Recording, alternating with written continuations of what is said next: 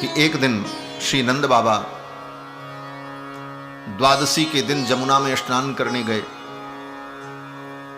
और समय का ठीक ठीक परिज्ञान नहीं था। रात्रि के 2 बजे ही स्नान करने चले गए। नींद खुल गई, उन्हें लगा कि सवेरा हो गया और चले गए जमुना में स्नान करने। रात्रि के 2 बजे आसुरी वेला होती है। उस समय वरुण के सेवक असुर जल में विचरण करते हैं। उस समय नदी में और सरोवर में प्रवेश नहीं करना चाहिए। नंद बाबा चले गए स्नान करने। वरुण के सेवकों ने देखा और नंद बाबा को वरुण पास में बांध लिया और लेकर के वरुण लोक चले गए। नंद बाबा लौट करके नहीं आए। सवेरा हो गया, सब ढूंढने लगे बाबा कहां गए। बोले स्नान करने गए थे, चलो ढूंढते हैं। सब गोप ग्वाल बाल जमुना के तट पर आए तो देखते हैं बाबा के वस्त्र रखे हैं, लोटा रखा हुआ, लाठी रखी हुई, बाबा नहीं। बोले लगता है बाबा डूब गए, बह गए। कपड़े तो रखे हैं, लाठी भी रखी है, बाबा नहीं। भगवान श्याम सुंदर कृष्ण आए और भगवान ने कहा नहीं नहीं, बाबा डूबे नहीं है, बाबा बहे नहीं है। मैं जा रहा हूं, बाबा को लेकर के आता हूं। बाबा को वरुण देवता के सेवक ले गए हैं और भगवान सीधे वरुण लोक पहुंचे। भगवान कृष्ण, वरुण देवता ने जब भगवान को आते देखा तो दौड़ करके साष्टांग प्रणाम किया। नमस्तुभ्यं भगवते ब्रह्मणे परमात्मने न यत्र श्रूयते माया लोक सृष्टि विकल्पना। हे भगवान, मैं आपको प्रणाम करता हूं। आपने अनुग्रह किया, मेरे वरुण लोक में आपके चरण पड़े, मेरा ये लोक भी धन्य हो गया। और वरुण को समझने में देर नहीं लगी कि ये क्यों आए हैं, क्या कारण है। और तुरंत वरुण देवता ने भगवान को प्रणाम करते हुए क्षमा मांगी। वरुण देवता ने कहा कि अजानता मामकेन मूढ़ेना कार्यवेदिना आनीतोयम तव पिता तद्भवान क्षन्तुमर्हति। हे भगवान, ये मेरे सेवक बड़े मूढ़ हैं, बड़े मूर्ख हैं। इन्होंने बहुत बड़ी मूर्खता की, आपके पिता को पकड़ ले आए। मैं क्षमा मांगता हूं आपसे, क्योंकि सेवक अगर कोई अपराध करे तो वो अपराध स्वामी का अपराध ही माना जाता है। भृत्यापराधे सर्वत्र स्वामिनो दंडमिष्यते। सेवक के अपराध करने पर वह अपराध उसके स्वामी का ही माना जाता है, क्योंकि सेवक स्वामी के अधीन होता है। वरुण देवता ने कहा मैं क्षमा मांगता हूं।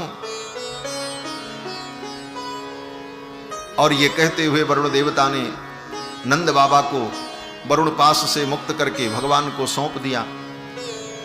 भगवान ने वरुण देवता को आशीर्वाद देकर नंद बाबा को लेकर के वरुण लोक से आए।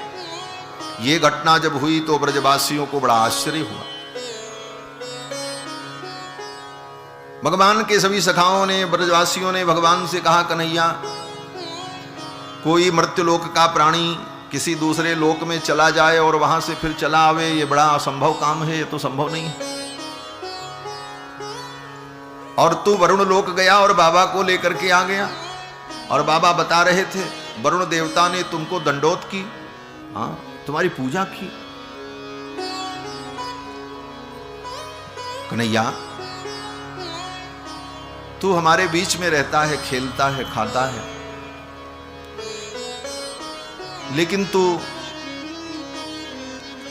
कोई अद्भुत लोक से आया है। तेरा लोक कोई दिव्य लोक होगा, क्योंकि तू इस लोक का नहीं है। तेरे अंदर जो दिव्यताएं हैं, ऐसा लगता है कि तू किसी विशेष लोक से तेरा आगमन हुआ है इस धरा पर।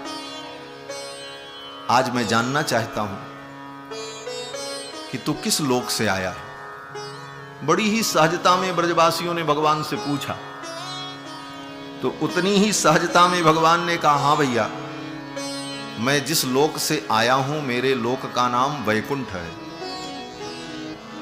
सब सखाओं ने कहा भैया उस लोक की क्या विशेषता है? भगवान ने कहा उस लोक का दर्शन सबको नहीं होता है। यद्धि पश्यन्ति मुनयो गुणापाये समाहिताः। वेदव्यास जी कहते हैं जब कोई महामुनि ज्ञानी महापुरुष त्रिगुणातीत हो जाते हैं, सतोगुण रजोगुण तमोगुण तीनों से जो निवृत्त हो जाते हैं, ऐसे त्रिगुणातीत पुरुषों को, योगियों को, सिद्ध पुरुषों को मेरे उस लोक का दर्शन होता है। सखाओं ने ये सब सुना। सखाओं ने कहा तो कन्हैया हमको भी दर्शन कराओ, तुम्हारे उस लोक को हम भी देखें। भगवान ने कहा अच्छा। भगवान ने कहा आंखें बंद करो। सखाओं ने अपनी आंखें बंद की और उसी समय भगवान ने अपने संकल्प से उन सखाओं को वैकुंठ के द्वार पर पहुंचा दिया। सखाओं ने आंख खोली तो अगले ही क्षण अपने को वैकुंठ के द्वार पर पाया, वैकुंठ का दिव्य दर्शन किया। सखाओं ने कहा भैया ये तेरा वैकुंठ लोक तो अद्भुत है, दिव्य है। तब तक किसी सखा ने कहा कन्हैया एक बात बतावें? ये बताओ। सखा ने कहा भैया ये तेरा लोक बहुत अद्भुत है, दिव्य है, लेकिन हमारा वृंदावन ही ठीक है। क्यों? बोले यहां तो डर लगता है, किधर जाएं, कोई रोक न दे, कोई टोक न दे। हमारा वृंदावन ही ठीक है, चाहे जमुना में गोते लगाओ और चाहे किसी गली में, किसी खोर में, किसी कुंज में चले जाओ, कोई रोकने वाला, कोई टोकने वाला नहीं। हमारा वृंदावन ही ठीक है। हमारा तो मन करता है हमको वृंदावन पहुंचा दो। भगवान ने कहा ठीक है, आंखें बंद करो। सखाओं ने आंख बंद की और उसी क्षण भगवान ने अपने संकल्प से उनको पुनः वृंदावन में उपस्थित कर दिया। कहते हैं इस प्रकार भगवान ने एक क्षण में ब्रजवासियों को अपने निज धाम का दर्शन करा करके वृंदावन में पुनः उपस्थित कर दिया। अब इस लीला में उन ब्रजवासियों को भगवान वैकुंठ लेकर के गए कि उन ब्रजवासियों के लिए वैकुंठ को यहीं लेकर के चले आए। भगवान के लिए सब संभव है, बस इतना ही है कि भगवान कर्तुम अकर्तुम अन्यथा कर्तुम समर्थ हैं। उनके लिए कोई भी कार्य असंभव नहीं। ये असंभव शब्द भगवान के लिए नहीं, ये संसार के लोगों के लिए और लोगों के लिए असंभव शब्द है। भगवान के लिए कुछ असंभव नहीं। भगवान तो कर्तुम अकर्तुम अन्यथा कर्तुम समर्थ हैं। भगवान की माया ही सब कुछ कर देती है। अघटित घटना पटीयसी भगवान की माया, भगवान के संकल्प से सब कुछ करने में समर्थ है। इस प्रकार भगवान ने उन ब्रजवासियों को अपने दिव्य धाम का दर्शन कराया।